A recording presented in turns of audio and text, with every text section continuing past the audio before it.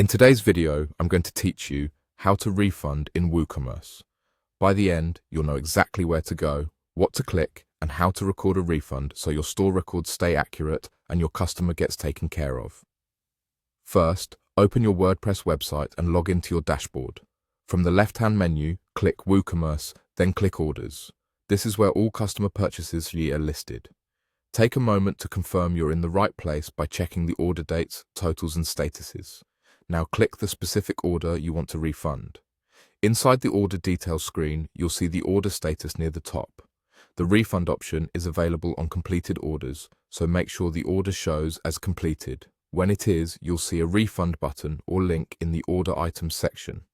Click Refund. This expands a panel where you can enter the refund amount.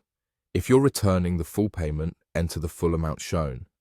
If you only need to refund part of the order, type the exact partial amount you want to return. Take a second to double-check the currency and that the amount matches what you've agreed with the customer. Accurate amounts help keep your reports clean and avoid confusion later. Once the amount is set, choose Refund manually. This action records the refund in WooCommerce so your order totals and reports reflect that money was returned. A manual refund means you are documenting the refund inside WooCommerce and typically issuing the money through your payment provider or another method outside of WooCommerce.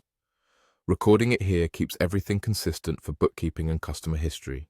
If you don't see the refund option, don't worry. Some setups only show it for completed orders, and certain gateways may limit automated refunds.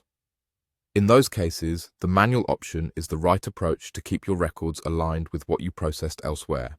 Make sure you've confirmed the correct order, amount, and any relevant notes before you finalize. After you click Refund manually, review the updated order totals to confirm the refund is reflected. Depending on your site's settings and your payment setup, your customer may receive a notification about the refund.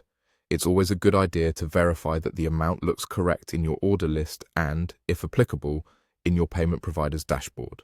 That's it. Open WordPress, go to WooCommerce, select Orders, open the order, click Refund, enter the amount, and finish with Refund manually.